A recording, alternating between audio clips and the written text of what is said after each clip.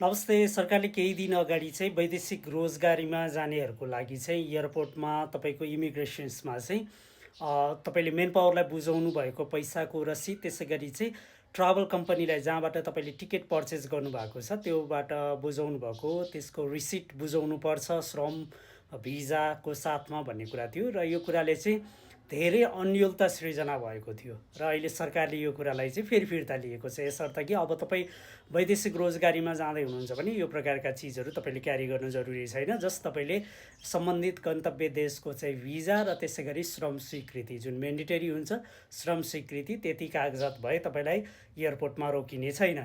यति सहजै रूपमा चाहिँ तपाईँले वैदेशिक रोजगारको निम्ति जान सक्नुहुन्छ। त्यसै गरी भिजिटर भिजाको सवालमा पनि अत्यन्तै सहज बनाइएको छ, सरल बनाइएको छ। यस अगाडि नै जुन लिएर आइएको अवधारणा थियो, जुन प्रकारको कुरा सम्बन्धित देशको तपाईँसँग भिजा हुनु पर्यो, त्यसै गरी तपाईँको पासपोर्ट चाहिँ मिनिमम 6 महिना भ्यालिडिटी बाँकी भएको हुनु पर्यो, सम्बन्धित देशको वान वे टिकट भए पनि हुन्छ भन्ने कुरा छ। त्यो वान वे टिकट भए पनि पुग्छ र एउटा सो घोषणा पत्र जुन एउटा पेपर हुन्छ त्यो फिलअप गरिसके पछाडि तपाईँ भिजिटर भिजामा पनि सजिलै रूपमा चाहिँ जान सक्नुहुन्छ।